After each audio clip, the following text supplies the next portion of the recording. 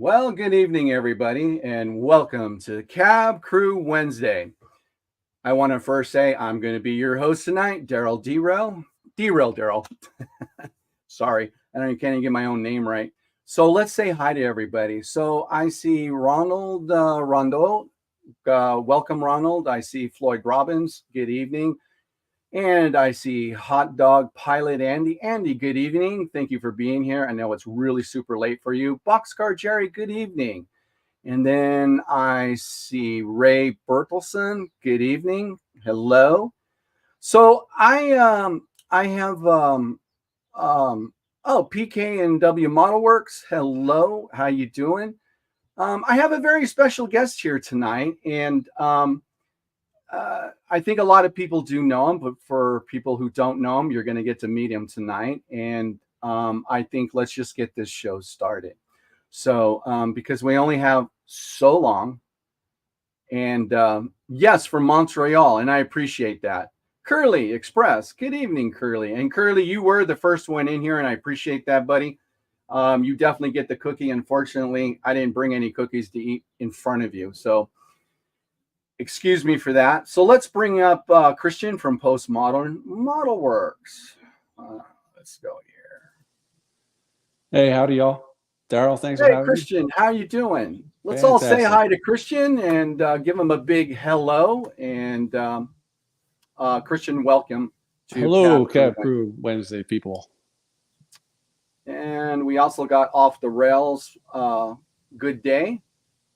And there we go. Okay, so the reason why Christian's up here tonight with me is because I had quite a few questions that I would like to ask Christian.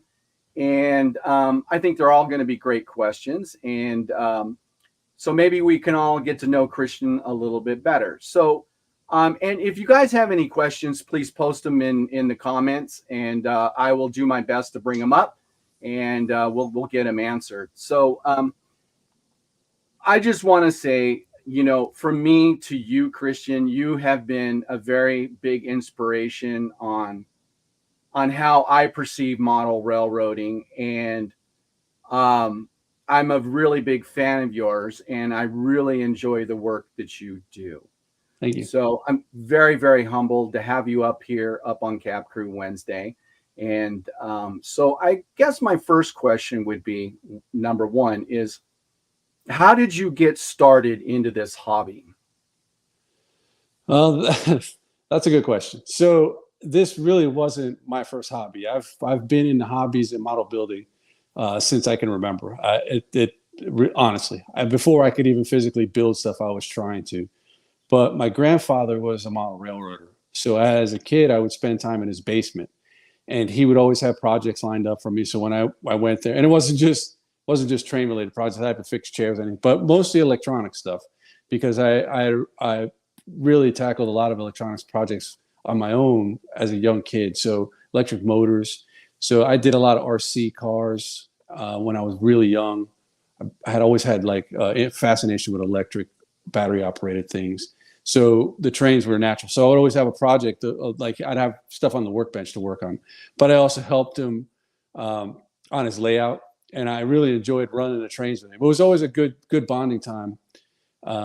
He was really into every aspect of model railroading. He was a true model railroad when I think of it, because he was a historian.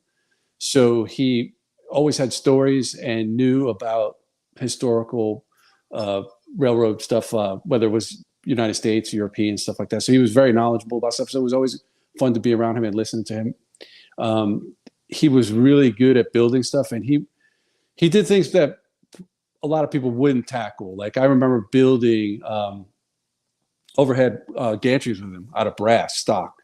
So we built all the poles out of brass stock, and then hung the wires for his trolleys and stuff like that. So, he would tackle big projects, and it was always fun and challenging to do stuff like that. So that was where I started here. Was I wanted to get some of that back. I missed working with him. He had been, he passed in '99, and I kind of wanted that. So I dug some of his old stuff to out of the closet. I'm sorry, trying to read that vertical blinds. Oh yeah, the vertical blinds. He Actually, that was the old Bob says, layout. I didn't expect vertical blinds behind postmodern. Yeah. The Here's okay. Now we're gonna get we're gonna get started in vertical blinds. Off the rail says we have verticals.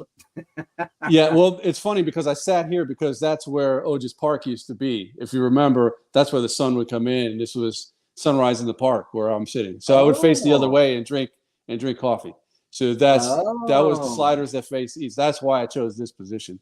Otis Park is no longer oh, here, but this is the spot. This is where my chair was when I would sit in the morning and film the sunrise. and So that was exactly. the genesis of model railroading. Hobbies.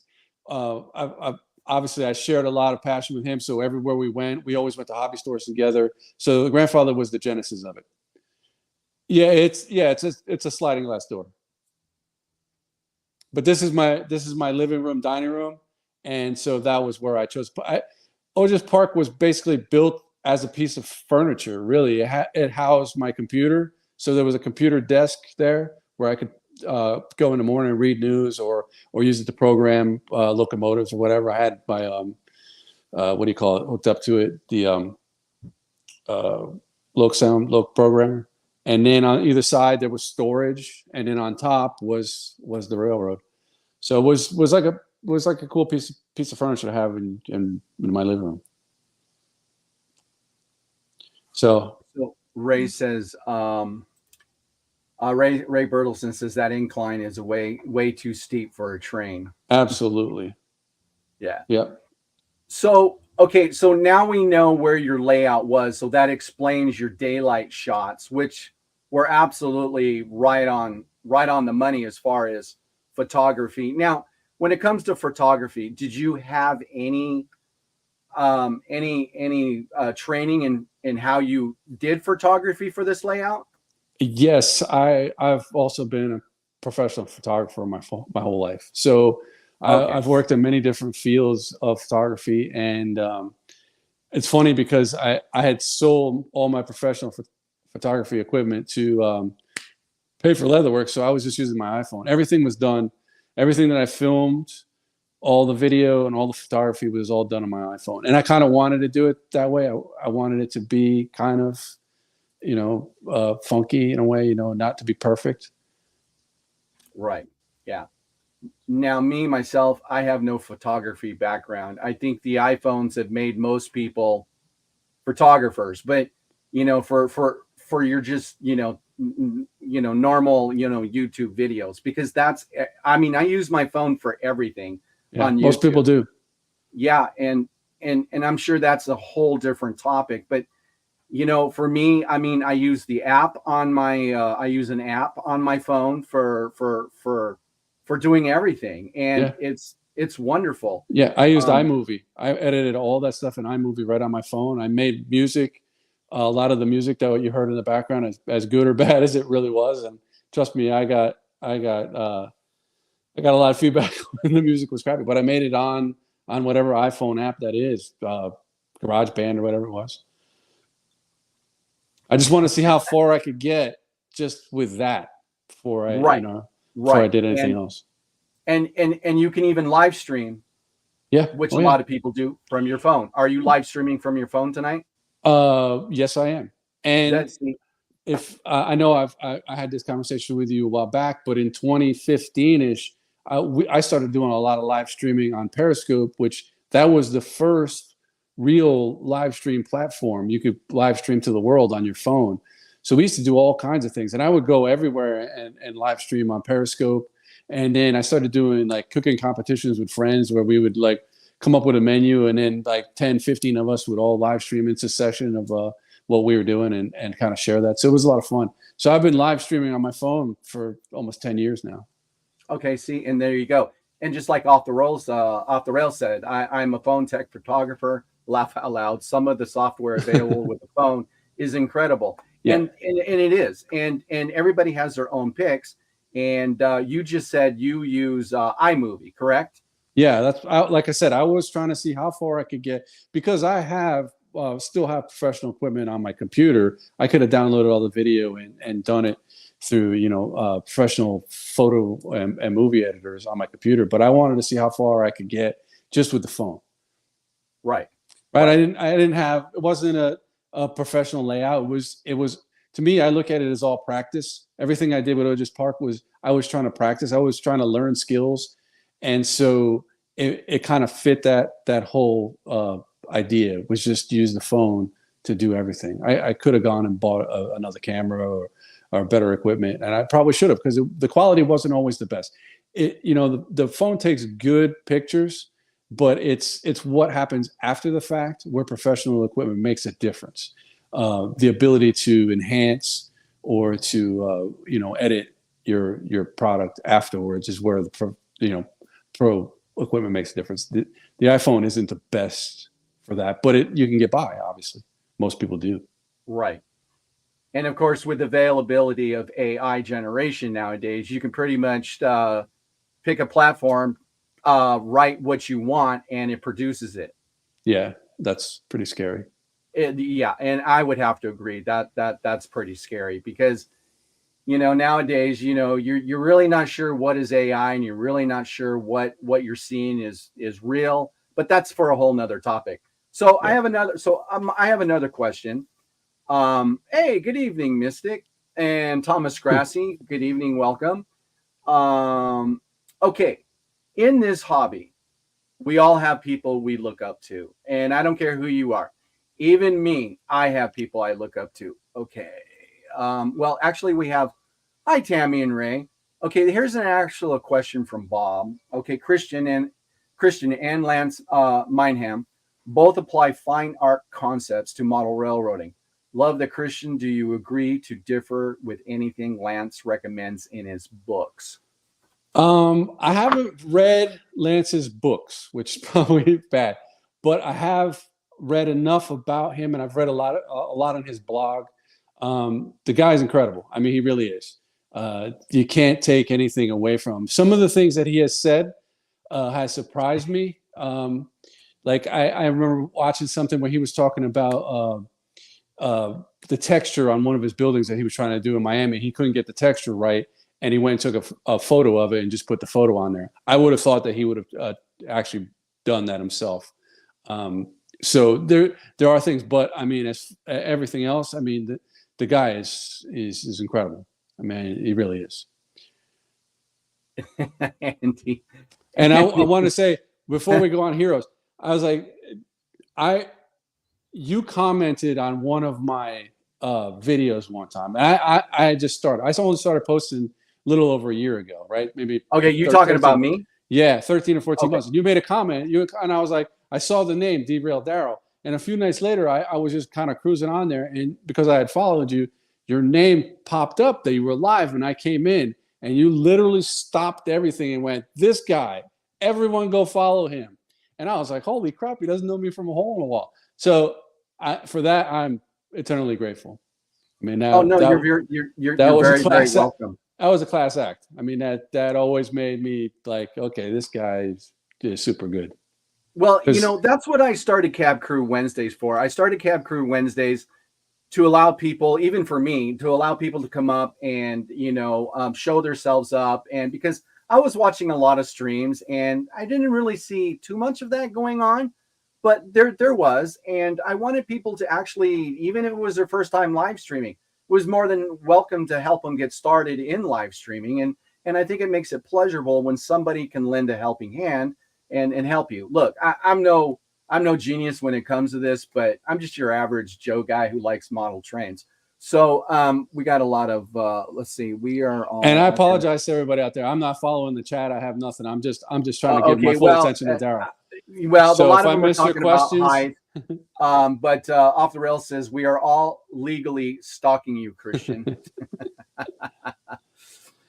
I'm one of the biggest model rail fans here. I watch everybody's stuff. I really enjoy everything. I mean, it's like I always say, if you enjoy this, then you'll enjoy every aspect of it. And it's funny because I watch videos sometimes because I see some locomotive or something like that, and it's just some guy just slapped Unitrack down on his carpet, and is running Right. trains in his living room.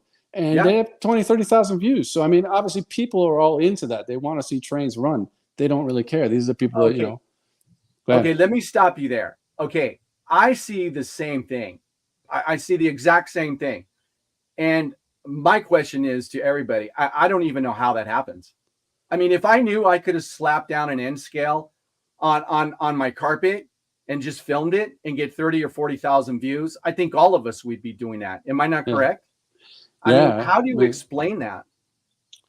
So but what was Ronald? What did Ronald say? Ronald says, when we talk trains, we are all at the same level. Yeah, absolutely. Oh, Yeah. absolutely. Absolutely, Ronald. And okay, so if you were to look at somebody, back to my question, if you were to look up to somebody, who would be the person you would actually be looking up to as far as model railroading is concerned? Um, my grandfather, obviously, Okay. that would have been as far as like YouTube, and like the internet. There's probably a few. There was a guy, I think it's oh man, Hideki Yoshida or something like that. I found him on Twitter, and this guy makes it's probably like 4x8s N scale, but they're beautiful. They're like he's an illustrator, so they look like a Chinese landscape in a children's book, and they're just like little meandering. Like he actually sells like the plans to build these kits, um, and he's fantastic. He's one of my favorites. I mean, he's probably one of the most inspiring people because you just get lost in this little world, and it's just a tabletop little scene. But there's like little city scenes, and they're always really involved. There's a lot going on in a really small space. But he's definitely one of my favorites. As far as modelers, I'm impressed by a lot of the young people.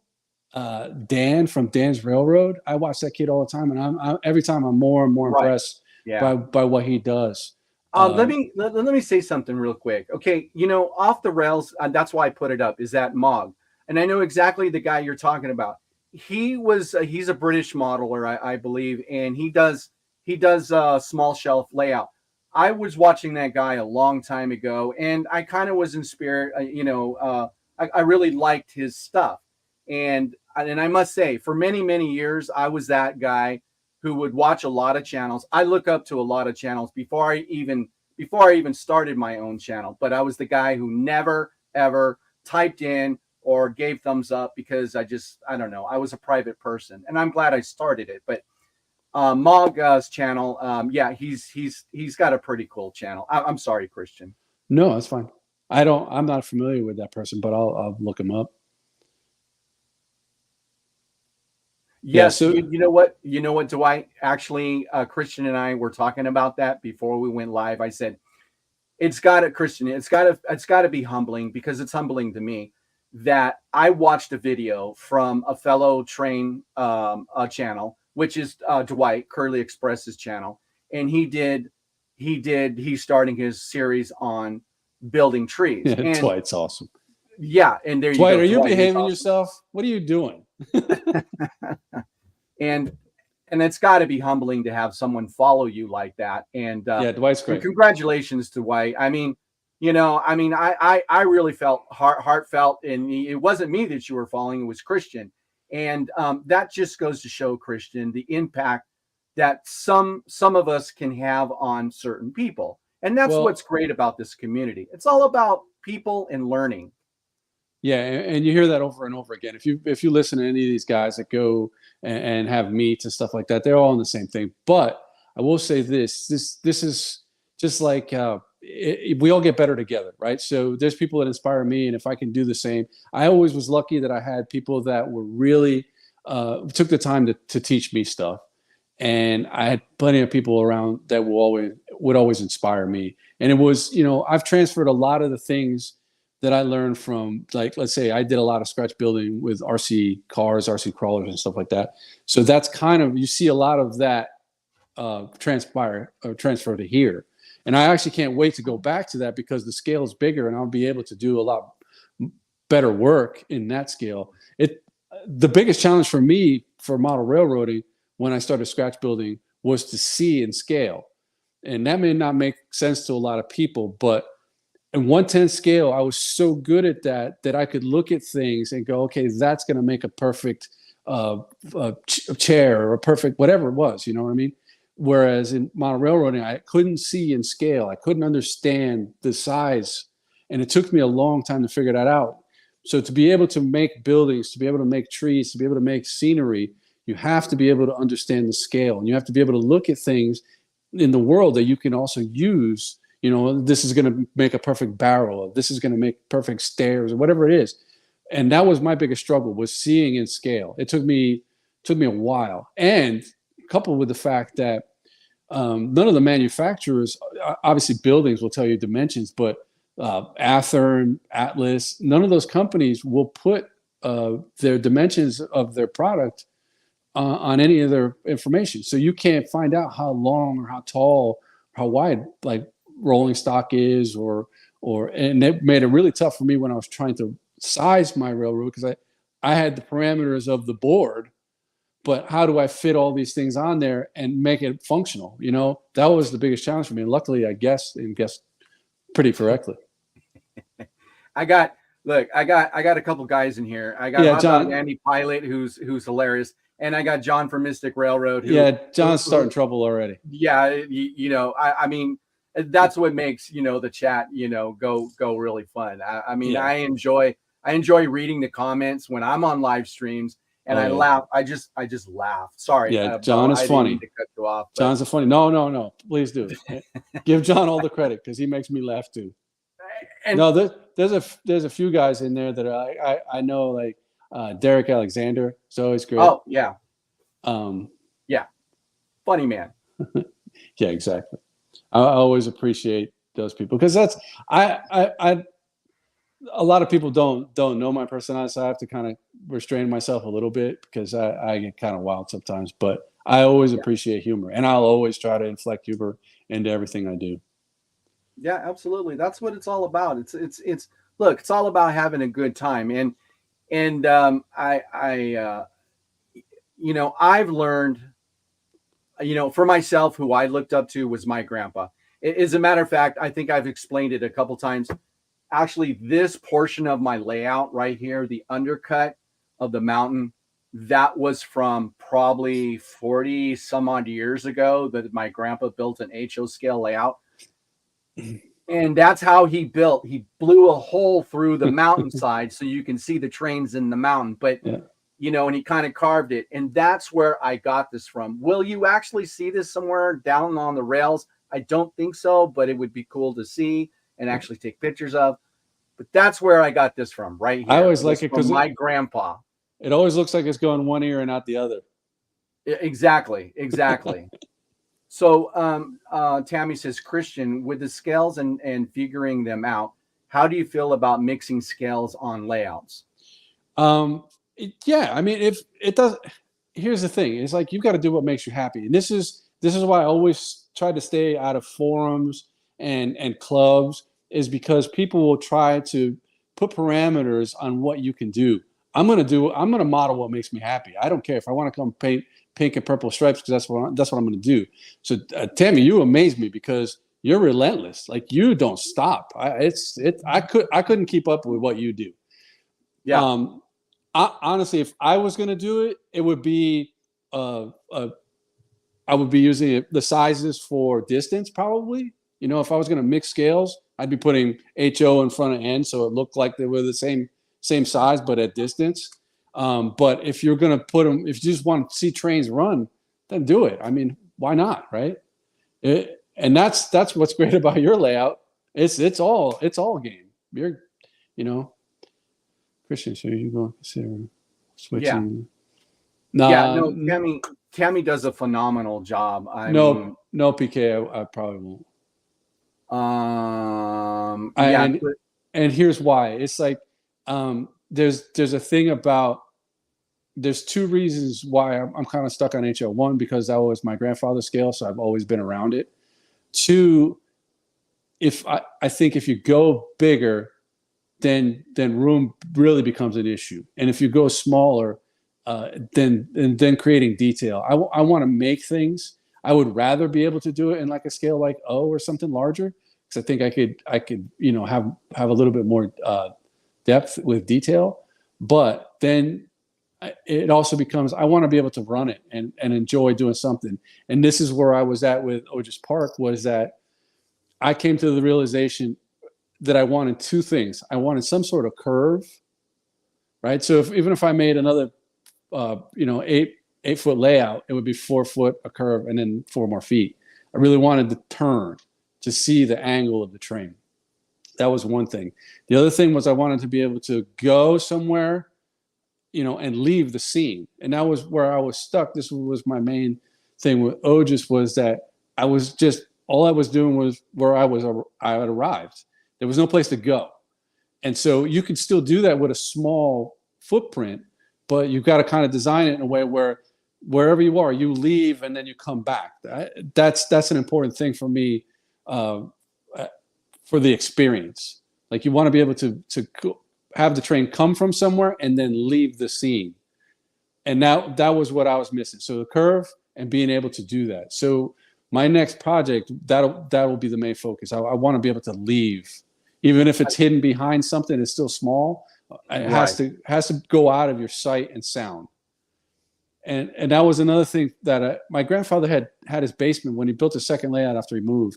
He had a huge open basement, and he cut and made an office in the center.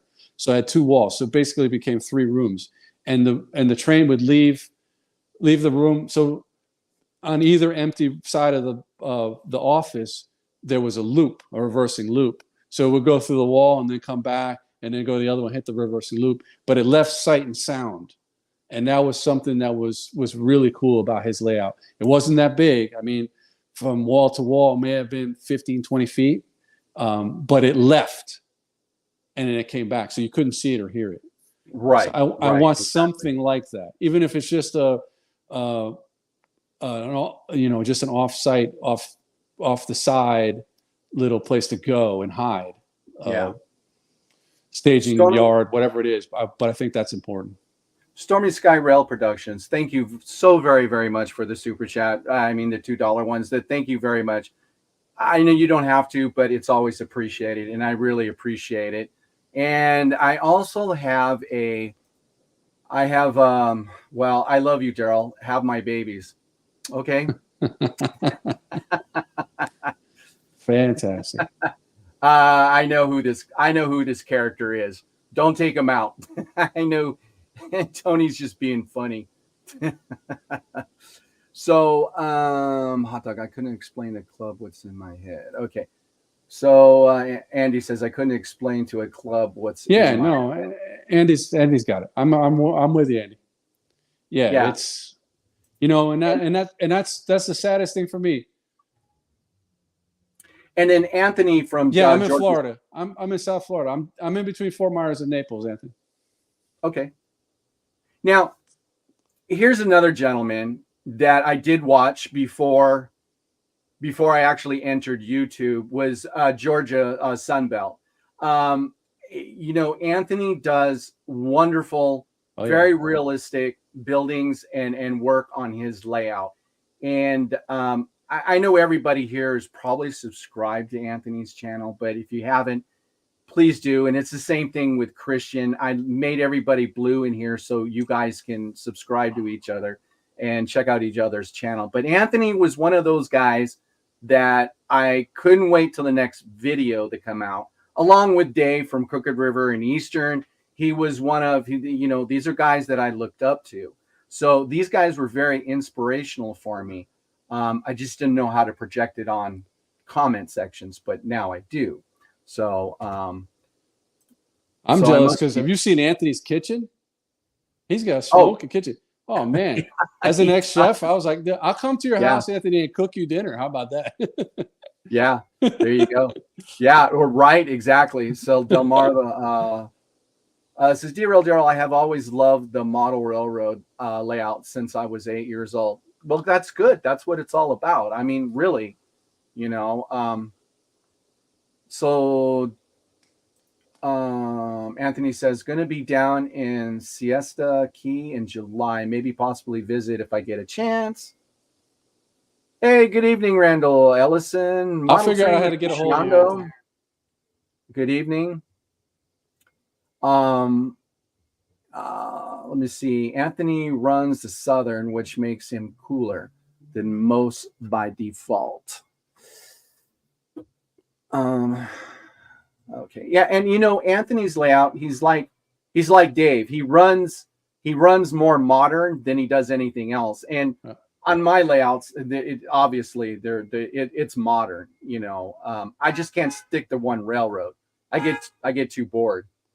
So and why should you? I mean, yeah, exactly. You know, I have the room to run what I want to run. And you know, so if you built a specific railroad to run a specific line, then that makes sense. If not, why do you care? Yeah, you know? I'm not. And it's like I'm going to go back to this over and over, because do what makes you happy. Model what makes you happy. If you're modeling for other people, you're never going to be happy. You find another hobby quick, because you're going to be miserable. Yeah. Good evening, Grandpa Rails. And Grandpa Anthony Rails, how are you? My email is on my about page. I figured. I'll find you. Yeah. I'll find you, Anthony. So so now here's another question. Okay, so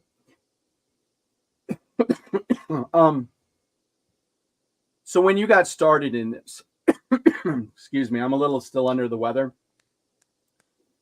Don't get me sick there. Did you have a preference? Did you wanted to do either a steam era, or you strictly wanted to do more 60s or 70 or modern? So my grandfather was a collector, and he had a lot of cool brass stuff, and he had promised me all of it. But I think because I just always assumed that it was be there, that I never really asked him for any of it again, you know, because it was like he was always like, "Oh, this will all be yours one day," and so I never really asked him. But towards the end of his life, I was in Florida, and I didn't go back a lot. And when I did, he had a bunch of. He was right outside of. He was in Wilmington, Delaware, right outside of Philadelphia, and he had a lot of really cool like model railroad bodies that would come over to his house. And they'd go over, like they were always together and stuff like that. And at the end, he was old, so they helped him take everything down. He gave a lot of that stuff to them, which is I'm okay with. And I did get my favorite locomotive that he had, which was an old Alco RS2. It was an old brass one. So I still have that. He did have steam, but he didn't really run steam. At the end, he was really into trolleys.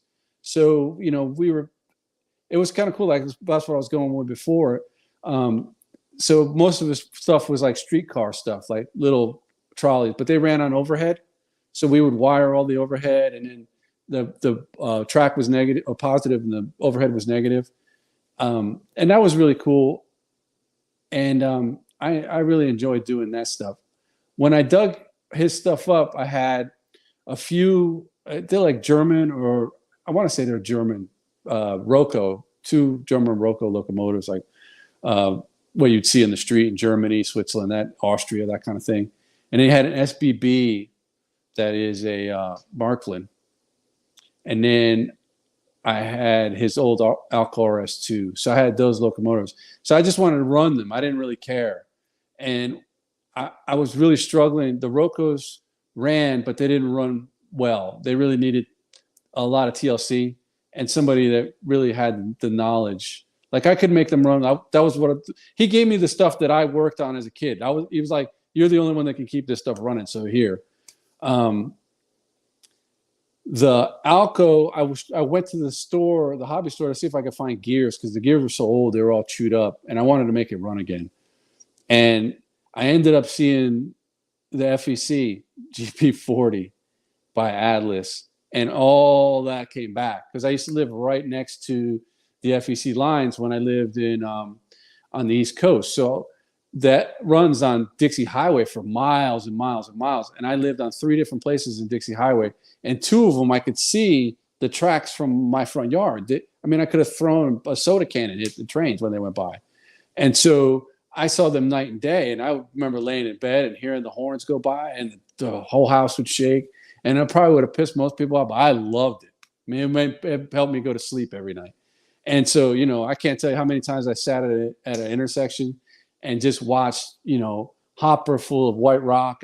I mean, those things were probably 200-300 cars long, and ba-doom, ba-doom. You're late for work, and you're just stuck there. So I had a lot of emotion for the FEC at that point, and that's what I decided to do. And so I was going to build a scene from Ogis that was an old Myron building. Myron, the builders, like a hardware store. They might have them on the West Coast, but they have them on the East Coast. So it was a name that I have been familiar with for a long time. And when I moved, it was a really cool building, and it kind of cut across the highway. And I remember having to stop while they unloaded cars there. But I couldn't figure out how to make that scene work due to lack of experience. I could make it work now, but the building was oddly shaped. I couldn't figure it out. So I ended up just following the tracks, and what I wanted was a double main line with businesses on both sides that I could service. And I ended up making a runaround in it. Yeah, exactly. It runs right through Palm Beach, right along Dixie Highway. And that's a beautiful area too, where you can go, like they're running through like little downtown sections and stuff like that. I love that place. And so I followed the tracks till I saw what I wanted to build. And it happened to be at Northwest 30th in Hialeah.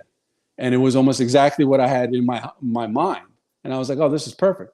So that's what I did. Now, obviously, I had to compress, a half-mile section into 750 scale feet.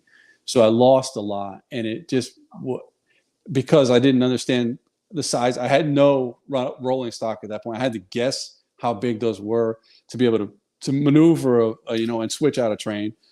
So I cut something short. I made a lot of mistakes, and it ended up not to be functional. Also, that was when COVID was. I couldn't even buy turnouts; they weren't available. I went to the hobby store, and the lady was like, "Yeah, Walters has like one available. You want it?" And I was like, "Yeah, absolutely." That was the only good turnout I think I had. All the other ones I found in like garbage bins and stuff like that. But that was why I modeled the FEC, and that's why I modeled that. But I've always been around modern trains, So when I would go to any kind of I look at what I was modeling as I was building less of a layout and a visual and an artistic interpretation of trains passing through a modern urban setting is how I viewed it. Yeah. And it was less about anything else at that point. And it was just practice for me. So, Christian, what made you decide on the FEC railroad for your layout and not a northeastern line? And that's why, yeah, of course. I had Conrail ran through my town in New York. I mean, they ran right by my school. So I used to see Conrail all the time. I could have just easily done that. But there was something, I love Miami. Miami is probably my favorite place I've ever lived. I wish I'd never left. I wish I could have just lived there forever. And the FEC was just, there was a lot, the Henry Flagler story. I mean, it was basically a swamp until this guy just convinced everybody to move there. I mean, think about it. Think about it at that time, right? There was really nothing in Florida. And he was like, no, if I build stuff here, rich people will come. And he was absolutely right. And he built a railroad to Key West. I mean, the Flagler story is just incredible. Yeah, exactly. Yeah, you got it, John. So that was a big part of it too. There was a historical significance for me. And I loved Miami history. And I loved the FEC and they were already beat up at that point. Hey, Artie. Good, Artie. Who are these two mugs on screen? Yeah, we flipped the tables this time, haven't we, Artie? So I love the colors. The FEC they looked like red, white, and faded blue jeans. I mean, they were always like beat up and worn out. I mean, they really ran those trains, and they still do. I mean, you look at them, and they're just worn out. It's beautiful. I just love the FEC. So I didn't know. It says, yeah, Flagler built the railroad and also hotels, resorts, restaurants, etc. along the way. Henry Flagler worked for the Vanderbilts, so he kind of offshoot of that. So he already had the experience of the railroad, and he built that railroad to Key West, which is just it's an incredible story because Florida's a swamp. I mean, I go outside now, I'm going to get killed by mosquitoes. There's alligators everywhere. I can't. The fortitude that it must have taken to think I'm going to convince people that this is a good idea is just a great story in itself. Not to mention all the things that came with it. So the Flagler story was a big part of it. I always loved the look of the EMDs, GP9s, GP38s. You know, even when I wasn't a model railroader, I still enjoyed trains. You know, my biggest experience, my most intimate experience is with Amtrak. I would love to model Amtrak, but I don't ever see myself having enough space to do that justice. You know, passenger trains have always been the thing. I've never been around other than watch them go by a freight train. I've never been on. I don't work for a railroad. A lot of the people that I follow that I enjoy really watching it and talking about things here.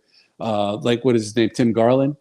That guy is phenomenal, but he works for a railroad. I mean, he can explain things to the umpteenth T. I mean, he's an enjoyable person to watch, but I don't have that experience. My experience is with Amtrak and riding trains in Europe because I have family in Europe.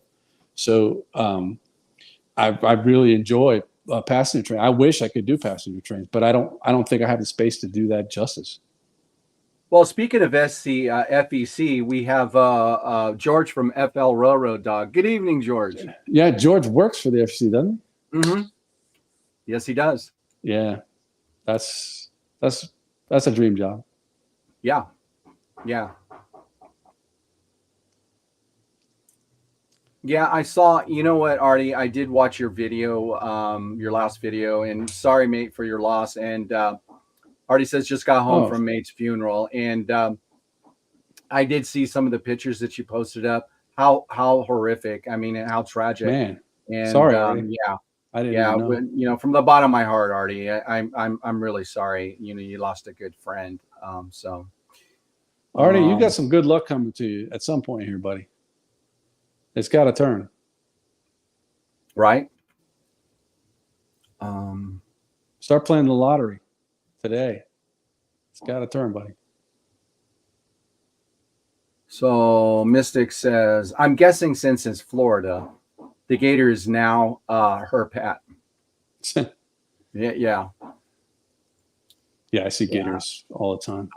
Believe it or not, I had an aunt move from Pensacola to Norco, California. Yeah, she's welcomed here in California. I just don't know if I would have moved back to California. But I always wanted to live in California when I was young. Look, California is a nice. While we're talking about state. California and hobbies, what's always amazed me is the people in California have always figured out how to take normal everyday things and make them exciting, make them a sport. If you look at what, like, just take BMX, skateboarding, all that stuff. So when I used to follow, like, my friends in California that did RC and RC crawlers, they really pioneered, like, kit bashing in a whole new way. It was incredible. So let me stop the stream. Derek's here? Yeah, we were just talking about him earlier. Derek, your ears must have been burning because we were talking about you. Yeah, we're like, where the hell is this guy? So we've got Mystic, and now we've got Derek. We've got Andy, Hot Dog Pilot. So we've got Artie. We got Artie here. Oh, we got Artie here. So welcome. Yeah. So Johnny, did everybody notice the vertical blinds? Just want to point that out. Yeah. Well, here. So this is what we're gonna do. So everybody notices. There's the vertical blinds, guys. Take a good look at them. Otis Park used to live right here. Used to live right there. So we're just pointing that out. So here we go. Yeah. So yeah.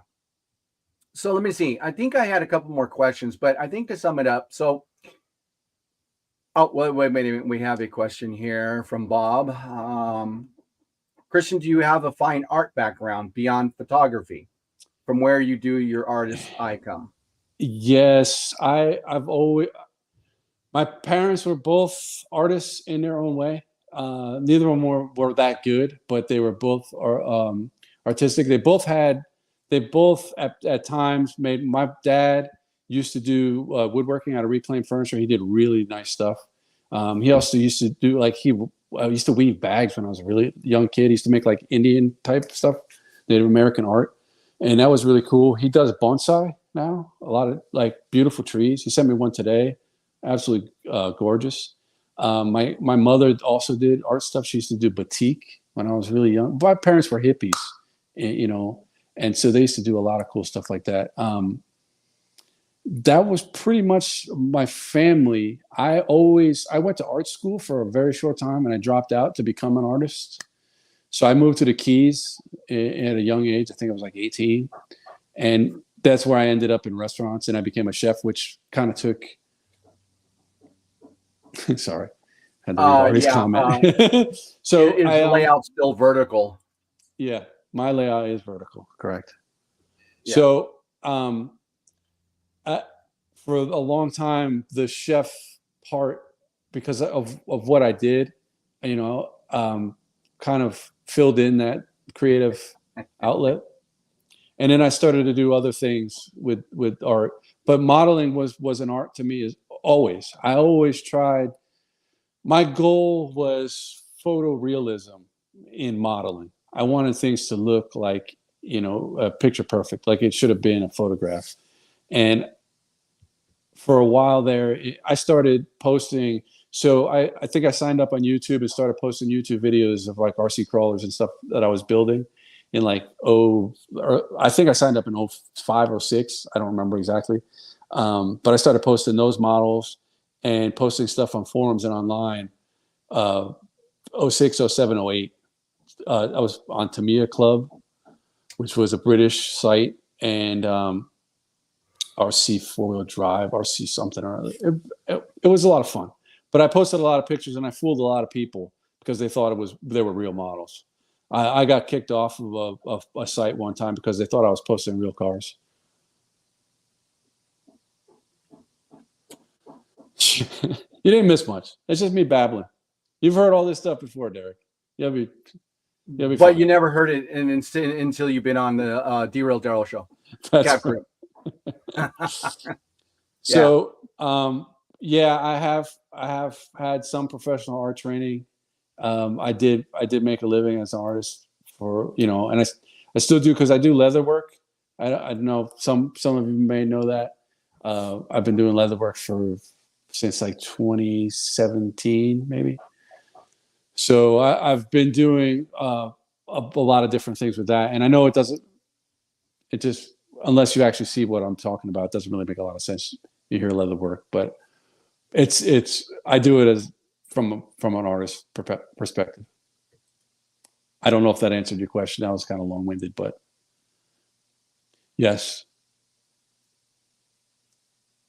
I do have art. I hear you, OTR. In my youth, I excelled in manual arts, technical drawing, woodwork, and metalworks, also in art classes, but in real life, it never really paid the bills. Yeah. Yes, and there's another aspect too, because when people ask me like, why don't I do this like modeling for money, and my answer is because if I do that, then I have no place to run to.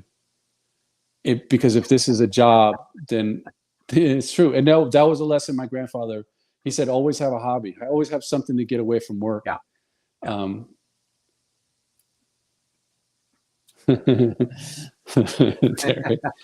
So that's why I don't do it. You could parlay this into a career, I guess, but then I have no escape. I would rather do leather work for money because I still can make stuff. Everything I've ever made, I sold with ease. I've done well with that. It's a time issue now. And the market has become so saturated. Like even my friends during COVID, I had so many friends. I have a friend that, had a career. He quit, became a blacksmith. Another one became a gunsmith. So there's a lot of people going back to those old trades, and making a living and working for themselves and stuff. And that was my plan with leather. It just kind of got what I wanted to do when I originally set out. I never really got to that point, but I still do it and I can still make money off of it. So I do make stuff to sell. Bob asked a pretty good question there. What exactly does postmodern mean in the context of your channel and hobby? That is a good question. Okay, so good night, Tammy and Ray. Good night, Tammy, Ray. I think postmodern was when I started the leather work. That's where that came from. And to give you some context, I was going through some emotional stuff there with that whole thing. And so it was Have the Air Postmodern is how the whole thing started. Have the Air is French for dreams of yesterday. Good night, Steve 87. So when I started the leather work, I was trying to go back to a time. So the leather work, my original idea was I was going to take the motorcycles from the 70s and 80s, make them look like they left the factory from the 40s and 50s with this package. So when we were talking about, I think Hot Dog said it best, was I'd have to explain my vision. When it got to the leather, I could get everything else, but I was either going to have to buy products that were being made and alter them to fit my vision, or explain my vision to somebody, pay them a lot of money to make the leather. I was like, why don't I try to learn how to do it myself? It took me 3 years to get to the point where I could take raw materials and make exactly what I wanted to finish the motorcycles the way I wanted to do. COVID hit, everything kind of went to hell, and I never really got to that point. So postmodern was the S. I just dropped off everything else when I started to, when I kind of lost that stuff. So all of my leather work is tagged as postmodern, but that was the genesis. It was called Have the Air Postmodern, Dreams of Yesterday in a postmodern setting. That's how it was. Now in modeling, I just figured I would continue the name, because eventually I'll just filter all the channels into a creative, like one creative hub. So it'll be leather, modeling, whatever it is, photography. So it'll all come. I mean, that was a pretty good explanation, if you ask me. No, that's the honest truth. You know, it's like my channel name. I mean, I had it once, and then I changed it to Derail Daryl. You know, and I'm nothing like what the channel says, Derail. In all actuality, I really should be showing trains of, you know, my locomotives derailing and do some funny stuff like that. Yes, I should. And maybe that will be coming. But for right now, you know, I just I'm so busy, and I'm just kind of burnt out right now on trains. But I did want to show something off real quick. Christian, if you want to hang on real quick. Oh yeah, I want to see it again. Oh, okay. Yeah, I am going to make myself big. So I did receive today, just before I went live. Here are the new Aurora miniatures HO scale. This is the Ferex model. I'm really excited about them. I saw them, and man, they went really quick. So I actually got one pulled out of the box. Now, normally I have something to set them on. I'm in my garage, not my office, but I usually have something beautiful to set them on, so I can showcase them a lot better. And what a beautiful model these are.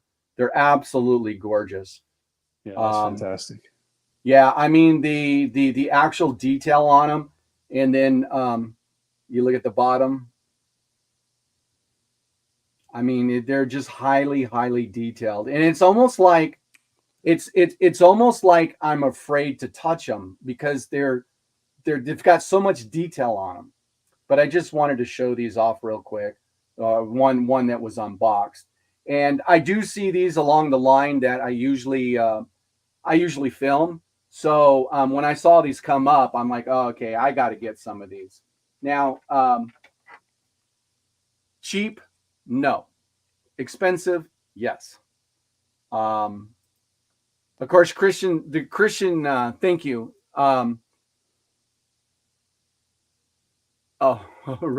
Ray says, we know Double D is just a name in jest. We love you, Daryl. Hey, I thank you very, very much. I really appreciate that. And then Anthony says, Double D, leave the derailing trains to Freddie. Okay, I will. Yeah, I really don't want to derail stuff like that. I mean, exactly. But thank you, Chris. Yeah, those are sweet models. And like I said, I'm almost afraid to touch them. But I showed Christian just before the show, and he goes, Daryl, those need to get dirtied and tagged. Yeah, exactly. Rub some dirt on it. Yeah, rub some dirt on them. But well, in your area, I mean, everything that goes by your camera is filthy. tagged Well, up and yeah, that filtered. too. Well, that too. I It's mean, fantastic. look, I have a friend in Southern California that puts his models on the, well, not right now, but he puts his models on the roof of his house. Yeah, I clean my airbrushes. That's usually I just line up my box cars and just clean my airbrush with them. Yeah, he puts his models up on the roof of his house, and every day he gets up there and he turns them. So what he's actually doing, he's in his mind, he's sunbathing his trains, so they kind of, and actually they look pretty good after he takes them down after a week or two. They actually look pretty good. Um, Well, I guarantee the plastic in the sun's going to destroy them. well, that's the other thing he's found out with really expensive models, it melts everything. Yeah, but it makes them brittle too. But you got to watch plastic. Yeah. Heat's not good for them. No, no, I agree. But it's kind of funny how some people go and how they, some people take actually dirt from their backyard, they wet it a little bit, and they just take a brush and they just take the dirt over the trains and they wash them off and they're dirty and they set them on the track and they run. I mean, so everybody's Yeah, got a method. and that's why when you were asking me about modelers on here, that's why I mentioned that kid Dan, because he really makes those things look like an actual. He picks the number and he just nails it. I mean, it's incredible. Yeah. I mean, Yeah. he just line them up and they all look like they just came right off the track. Yeah. Does some amazing work. Yeah, he does. He does some absolutely amazing work. And okay, so are you going to get? I do enjoy now. I do want to say I am enjoying your tree videos. Very informative. And when do we get to look forward to a new build that you're coming up with? Well, like we were talking earlier, I started a new job and it's absolutely just killing me. So that's really hindered my production. I was trying to release. I think it went a couple months where I was releasing a. Exactly, Derek. Yeah, I was trying to release exactly. a new video every Friday and then usually do something during the week. So I was trying to put out two. Um, the tree video, I have most of them done already, but the out of all the things that I do, the trees really don't get much action. The first video I did, I had probably 1,000 views, and the second two was like 300. So, versus some of the other things I do is for 4,000, and I'm not doing it for views. But if I'm going to take the time to produce things, I want to do something that appeals to the masses. So right. I've got most of the tree videos done. I just got to finish editing them and just kind of finish them up to post them.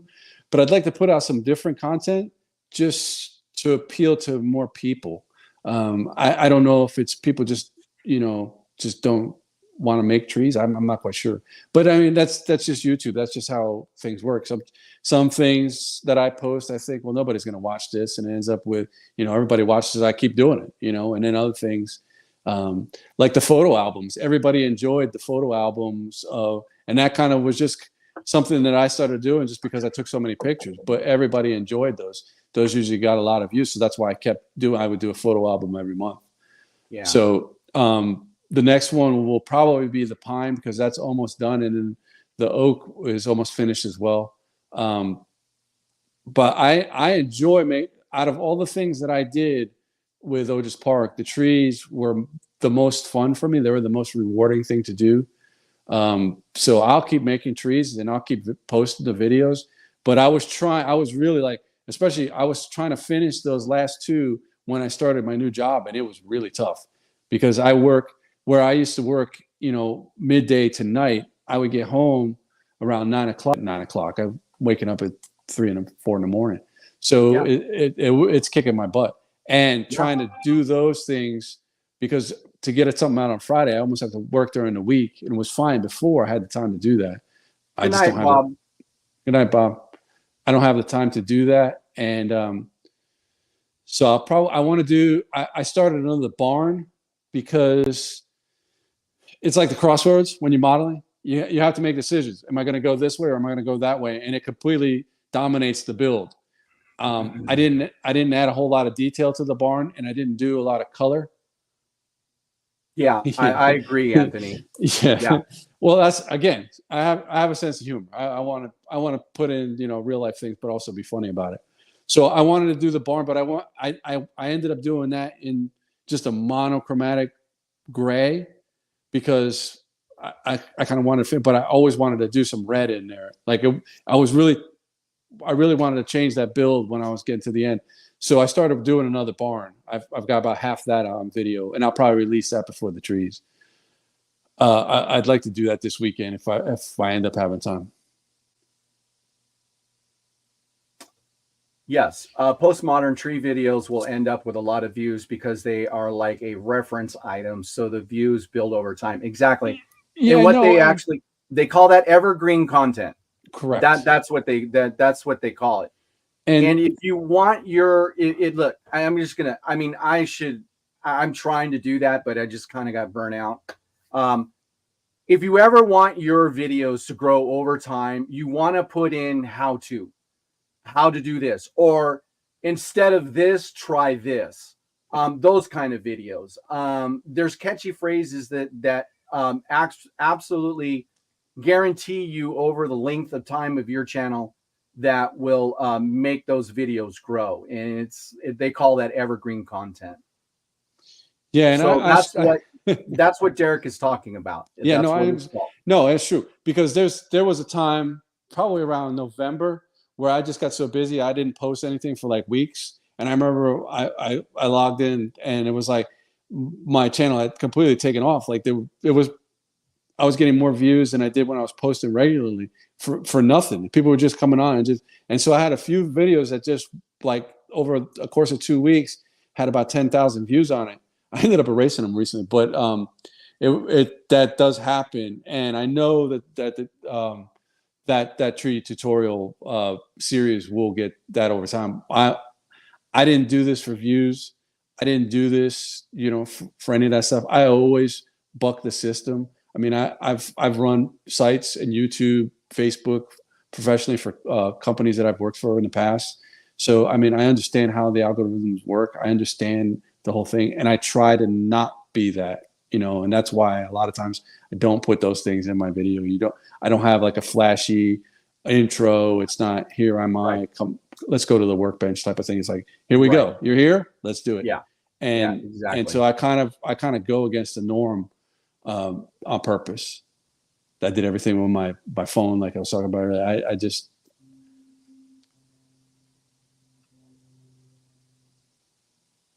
Derek. So Derek, yeah, and here's the question: when are we going to get to see Mr. Alexander post videos? Never. Yet to be seen. Derek's AI generated. That might be. Let's see, what does Artie say? I see naked women here all the time. It's normal. I don't need cameras. I don't know how we got onto naked. I have no idea. We got a lot of views when Daryl had pants. Oh, you mean panties on his head? Yeah, I did. Yeah, that will always generate views. Yeah. Well, that's just curly. It was never expected. Dwight watched how many times did you watch that video, Dwight? Be honest. I don't even know. I don't even remember which video it was, but I'm telling you, that was. What does Mystic say? Forget it, Daryl. I tried to get Derek to post something. Yeah, I know, but you know what? It's great to. What does he say? I'm too busy watching you and Christian laugh out. Well, thank you. It's always I mean, I rarely go into a chat where Derek's not in there pumping away. So. Right. And then Andy Hot Dog Pilot says, if Derek's AI, I'm okay with that then. Yeah, me too. Yeah. And then Anthony says, been wondering if Derek was real, just like the guy on the phone. Yeah, Derek posts for the government. Yeah, there you go. It just let me see here.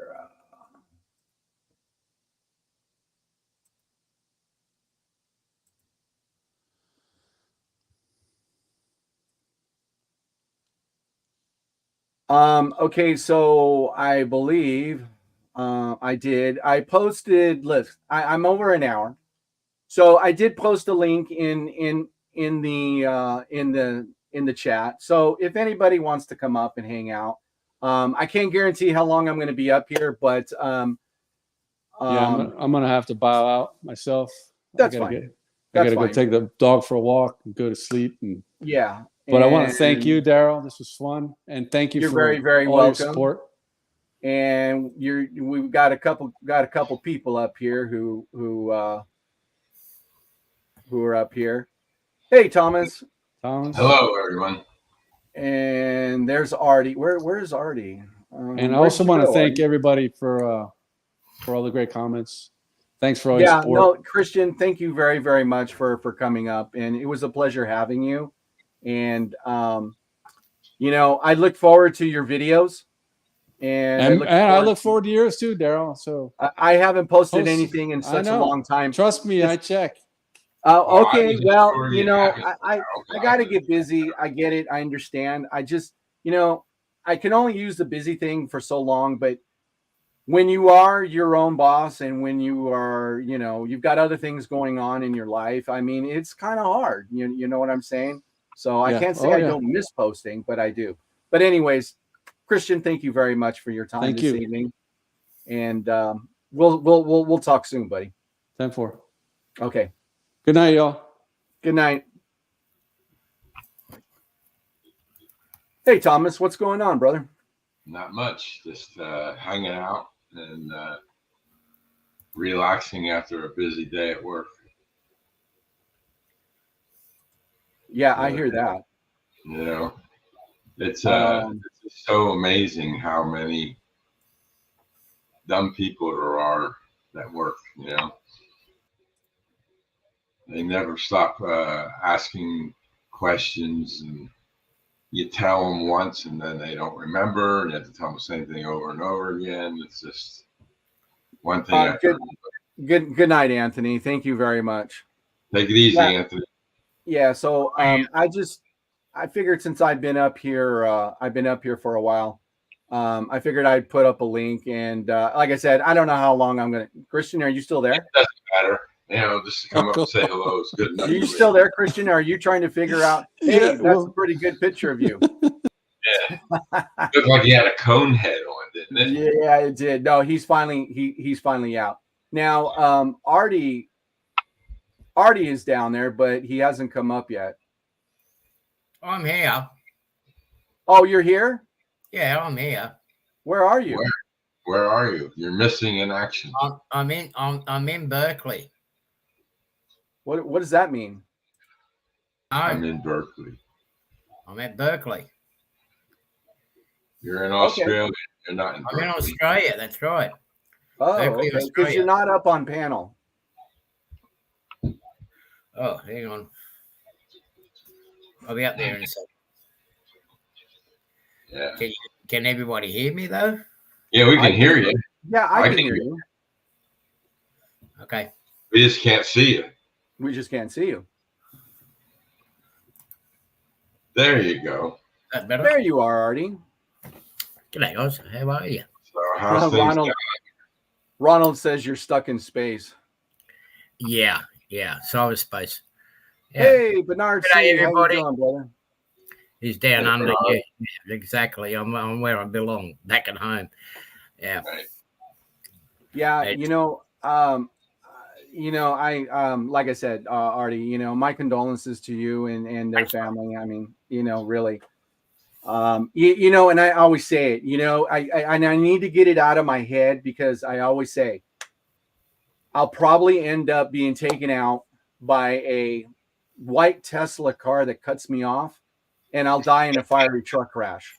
That's just, I mean, and the funny thing, I can't get it out of my head, and I need to stop that because I'm on the road all day long.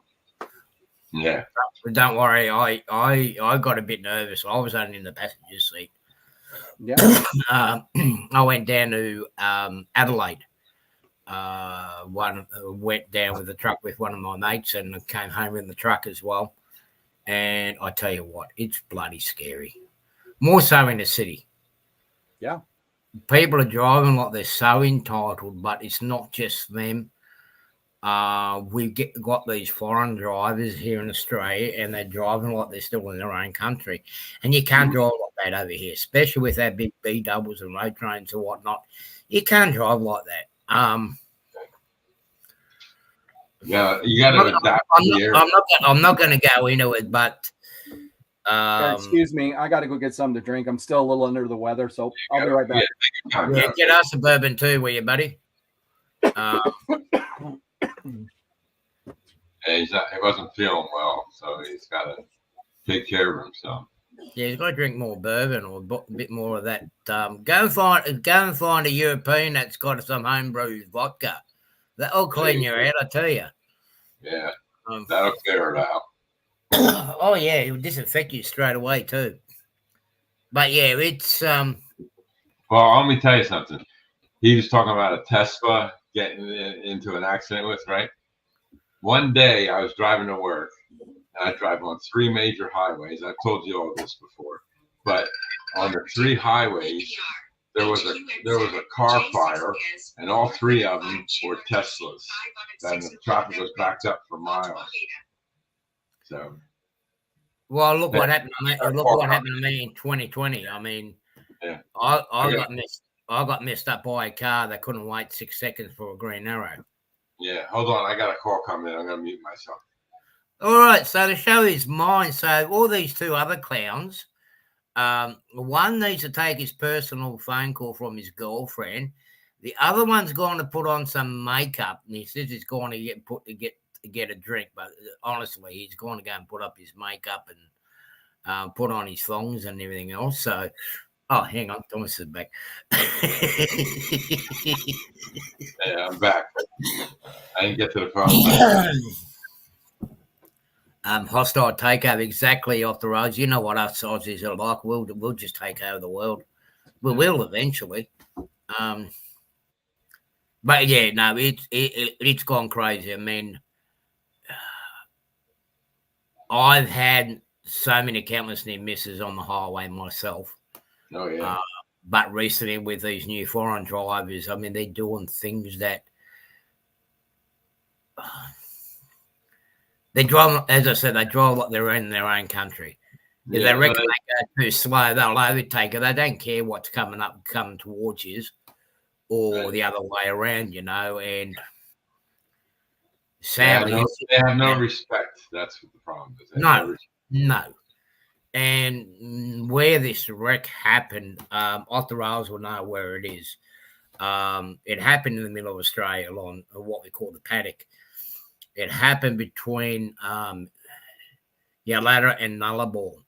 The nearest main town to that is probably about 400, 500 kilometers away. Yeah. So you have an accident out there, you got no hope in hell. Your survival was very, very slim. Right. But I saw other photos of it. I saw other photos of his truck and of his rig, and I tell you, I saw those photos. Yeah. We've seen other photos of it, but another more planes. Survive that stuff. It should not have. Let's put it this way: it should not have happened. We've had accidents out there before and wrecks, but it should not. It should not have happened. Hey guys. Hey Randall.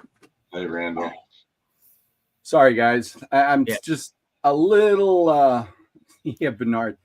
Yeah, Crown Whiskey, maybe Pendleton derail. Yeah, I hear that. I tried to take a shot of some before I go to sleep. Look, you know, I'm on a different time frame. So like right now it's like 6:14 in the evening here in Southern California. Like I said, last night I think I was in bed by 8 o'clock, and you know, it's early, you know, and I need to get my rest. 4 o'clock in the morning or 5 o'clock in the morning, don't you? Yeah, I usually the alarm goes off about around 4 a.m. and I'm out the door by 4:30, and I'm usually on the road by 5, just because of all the traffic. you know. So, and I was astonished, Thomas, the other night when you were up on Dundas's live streaming, 160 plus miles a day, brother. I'm telling you, that's a lot of miles traveling. You betcha. Yep. How many miles you doing a day? 162 miles. It's That's 81, 81 miles one way to work. That's cute. Yeah. Sniffles is back. Laugh out loud. Yeah, I just yeah, see, and Andy, he's 2:20 a.m. Yeah, and I can't appreciate how much I have in enjoying you, Andy. You're a riot. You really are. I'm gonna have to set my alarm clock for a Sunday or two and enter your live stream. That's 5 o'clock in the morning for me, but I think I can do it. I think I can do it sometimes. 8 o'clock for me, so I get to see him. Oh, okay. Well, Yeah, Andy helped me out too recently. Really? Yeah, because I ordered something from a company in Belgium. I needed for my layout, and they wouldn't ship to the United States. So then I contacted Andy and asked him if I could have it shipped to his place in England, and he said, "Sure, no problem." And then they shipped it to him, and then he reshipped it back to me here in the States. So that was a great help. Just have to poop scared out of me. Medflight just buzzed over my truck. Laugh out loud. Yeah, no, I get a lot. We you know, I live close to the San Gabriel Mountains, so yeah, we get a lot of medic helicopters. But Southern California is known for its at least once or twice a day news breaks where they're following where they're chasing vehicles through Southern California. I mean, that's almost a given every day. It's not as popular as the OJ chase, though, right? Oh gosh, I'll never forget that day. I will never forget that day. Never. Never. Yeah, OJ was a friend of mine. I knew him personally. Oh, really? Yeah. Yeah, I met him when I went to school out in California, and I met him there. He came back to the university and talking to us ball players and stuff like that. So then I got to talk to him. We hung out for a while and got to know him. Yeah, correct, Bernard. Yeah, you and I are in the same time zone. So Bernard is out in California too. I didn't know. I believe he's Nevada. I thought Bernard was in Florida, but maybe I was just mistaken. Somebody else. Yeah. So I'll just make myself a cuppa. They call it the OJ ride. Exactly. Right. Exactly. OTR says our shelves are empty here, Artie. A couple of trucks in Perth is on its knees. I don't know what that means, but it can't be good that you guys are low on inventory. What he's talking about of Perth being on the other side of Australia, the supplies getting to Perth has been disrupted. The main rail line between that goes across to Perth, a large chunk of that got washed away, and with the wrecks that are happening with these road trains, and my mate was the worst one, but they're averaging at least one wreck a week, if not one wreck every 2 weeks, and they're quite nasty ones. And there's only one road across. Yeah. But when the road gets blocked off for a week for them to do the investigation and cleaning up and everything else. Okay, yeah. It creates a domino effect. Perth is, there's only rail or road that's any way in. The rail is still not up. They can only go so far, but the rest of it's going by road. Yeah, it is one of the most isolated, as Moff the Rail says. Perth is one of the most isolated cities in the world. Well, particularly in Australia, there's only one way across by road or rail, Ships, it takes too long. But it'll clear itself out. But something has to change. Something serious has to change over here because, yeah, but this is not the platform for it. That's not a platform. If I start ranting about it, it'll be, yeah. But the railway line's disrupted. There is a large chunk of it basically washed away. There's no bed. There's no nothing. The rails are just gone. And getting the material out there, most of the material will be either coming from the east coast here where I am or the west coast. The rail, comes from South Australia in Whyalla, but you still got to get it there. And a lot of it, there's no bitumen roads to get to the rail sidings. It's all dirt road, and there was so much water and flooding out there that it's too soft to get equipment in. So it's a big, huge nightmare. The roads, well, they'll clean it up, but it can take 2-3 days even there to get the equipment there to clean and everything up. It takes a good 2-3 days to get something out there. So that's how isolated it is. Out of all places, we respect the rail. They're all off. Our truckies the most. Yeah. Well, you know yourself off the rails. Like, I mean, both the road and rail, when it comes to working the run to Perth, east and west, we work together in unison. Because you can only put so much freight on rail, and you can only put so much on road. But they try to work everything in unison. The most extreme, urgent stuff that gets put on road, and the things that are not so urgent, that will get put on rail. It'll clean itself up, but it is one of the most isolated cities in the world. But I love the run. I used to love going across there. I mean, you're in a different world altogether. You don't really have to. You never had too much drama out there. At the moment we are, but we never had too much drama out across there. It was. Well, the closest I ever got to being that isolated was going across Alligator Alley in Florida. Yeah. At nighttime. It's dark and there's nothing there. No. Nothing at all. You get to start. Alligators. Yeah. I mean, I've gone across there at night on the express road, and I swear you start seeing things. I mean, right. you hear about people saying about elephants and blue and pink elephants walking across the road, and I end up seeing pedestrian crossing with kids walking across and school buses stopping in the middle of nowhere. I'm like, what the hell is going on out here? But elephants. There's no such thing there, right? Pardon? There's nothing there like that, though, right? This imagination. Yeah, well, it just means that y'all getting tired. I'm going to have to find someone to pull over. Right. Yeah. Well, all I remember seeing signs, last stop, get gas. Don't let gas out there. You're done. I would say the last traffic, when I used to go across there, the last traffic lights. Hey, Serna. How you doing?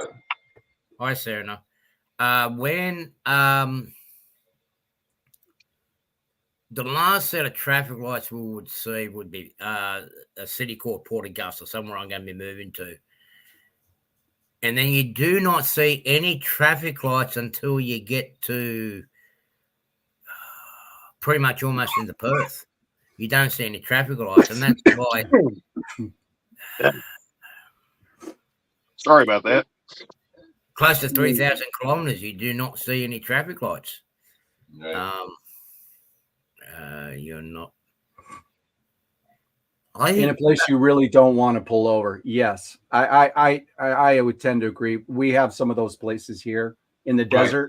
How about Death Valley, right? Yeah. You just don't. You're screwed twice if you just said it. If you get a flat tire and you got to pull off the road, not only you got a flat tire you got to deal with, but now you're stuck in soft sand. Right. Yeah. Yeah, you're screwed twice. Right. Off the rails. I was seeing them things without those pills, buddy. Can you imagine the things I'll be seeing if I was on the pills? Yeah. Yeah. Exactly. But yeah, it's Yeah. Let me put up. Let's see what Randall. What are you All right. What are you running over there, Randall? Well, I was just going to tell Thomas I tried that trick about doing a factory reset on that C39-8. It is the decoder, unfortunately. Really? So I reset it. It did the same thing. So it's going back to scale trains probably for a new decoder. So I'll have to contact them tomorrow. So right now I've got Kansas City, Southern New Mexico, SD78s on here. That's an ESU decoder, right? Yep. Yeah. ESU looks sound 5. And the funny story, the thing is, the interesting thing is the engine I've got on here now, right after I bought it had to go back to Waller's for a new decoder. So that was 5 years ago now. So You sure you're not getting any short circuits on your track when you're running that you don't know? no, I put every other engine on here and it runs fine. So Yeah. and this one here, after it blew the decoder in and put a new one in it, it's run fine ever since too. So I'm pretty sure that one there has a blown decoder in it. Yeah. Now, it could have been power surges could have fried it. I don't know, but Doesn't take much. yeah. But I have had issues with the new Locksound 5 decoders, especially the factory installed ones, on those 244s classes that I bought last year. They both failed. And there is another one that I've used as well, and it's failed as well. So I'm not too happy with them at the moment. It gets a bit expensive, especially when you got to wait for the decoders for a good week and a bit for them to arrive. Now, Randall, Yeah. I'm sure I've asked this question before. Is that a 4x8 sheet? It is. And Okay. all this is right here is just a grass mat. A lifelike Okay. grass mat. Okay. It's about shot, but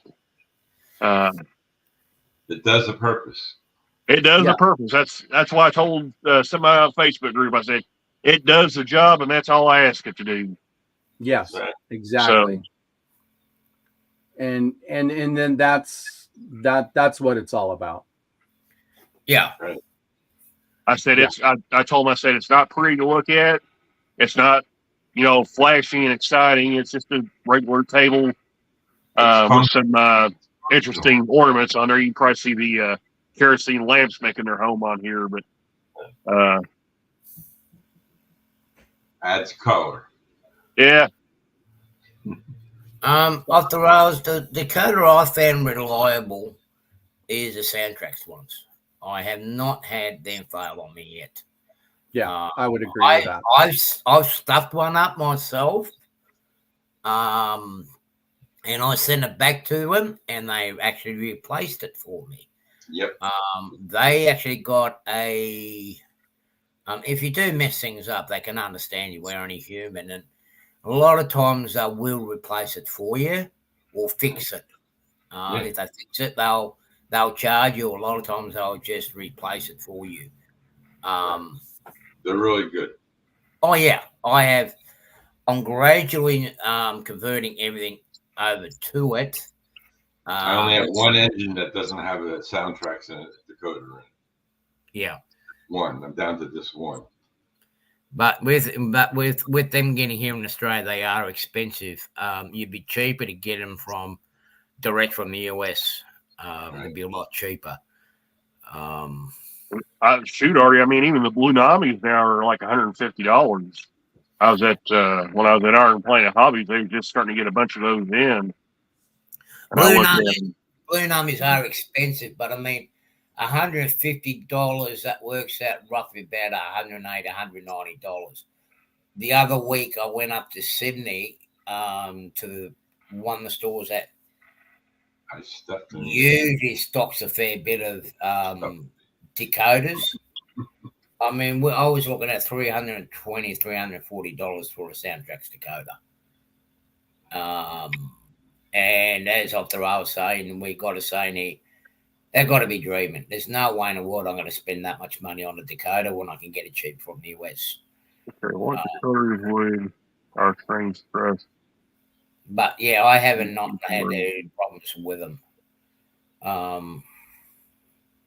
Mind you, I did get a couple of 8-pin ESU Dakotas, lock pilot ones. I did do one engine that I converted over for Young Ray, that little green steam engine it's got running, and it's running like a dream.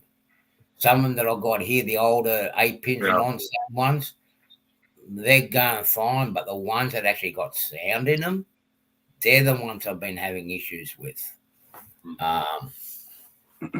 Exactly, Andy. Yeah. A lot of money. Andy said it right there. Yeah, a lot of money for whoever you pick. Absolutely correct.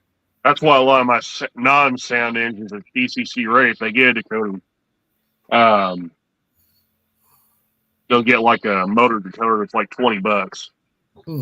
That's pretty much what I'm doing now. Like I'll probably have one sound engine and an engine following behind it, but it's got a normal Dakota in it, you know. And when you got a big room, it's not too bad. But when you got a small room, when you have 5, 6, 7, 8 engines or 10 engines with sounds in the background. Thank you, Floyd, for coming in. Have a great evening. Yeah, good night, Floyd. Appreciate it, buddy. It gets overwhelming. I've got a Scale Trains engine that's coming in later on this year. That's going to be DC only. It's going to be my first rivet counter without sound in it. Hey, Trackside Mike. I kind of wanted to see what that was going to be like. Well, actually, that's a good point, Bernard. Like that yellow Roco engine that I got, it didn't come with a chip in it. And I could have spent $100 and something to get a sound chip in it that match it. But I end up getting I think it'll cost me $45 Australian to put a non-sound chip in it. And it still runs fine. I mean, the electric engines don't make that much sound. Sometimes converting DC to DCC is a challenge. It can be sometimes. Yep. It can be. DC ready engine is okay. That's a little cheaper than you can put with the coder in your what, but you got to be careful. You know, Mike. Yeah. Yes. Good evening again, Mike.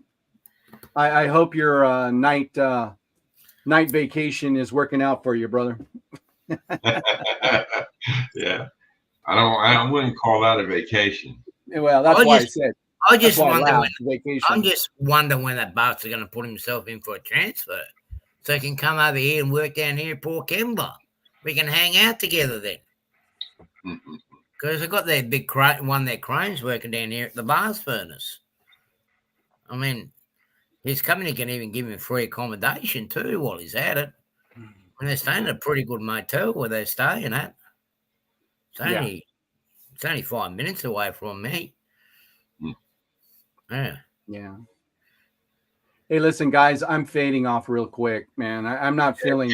I'm still not feeling 100%, and I'm just still start feeling myself. I'm gonna start coughing and hacking, and I got to go go in and take some medication, and then you're gonna get up early and go. I'm gonna probably end up going to bed because, so Mike says, Derek, let's put up Derek's. Derek says, Trackside Mike, when you do finish Vampire Tours. And then Trackside Mike says, night sucks, laugh out loud. Sleep all night, sleep all day. Yeah, I feel for you, brother. Oh, wow. I'll be done in May sometime. Don't the ladies of the night do that as well? They work all night and sleep all day? Yeah. Thank you, guys. I really appreciate you all coming in tonight. I really appreciate. Yeah, get some guys, money stay with on. Tony, Daryl. Guys, stay on for just a few minutes because Yeah, I'm sure. gonna exit the live. But again, I hope everybody who did get to enjoy to see Christian on Cab Crew Wednesday. I hope you all enjoyed a little bit and a little bit better taste of who he is. And he's a great guy. And if you haven't subscribed to the Postmodern Model Works, please feel free to do so. And for that, I'm going to say good night.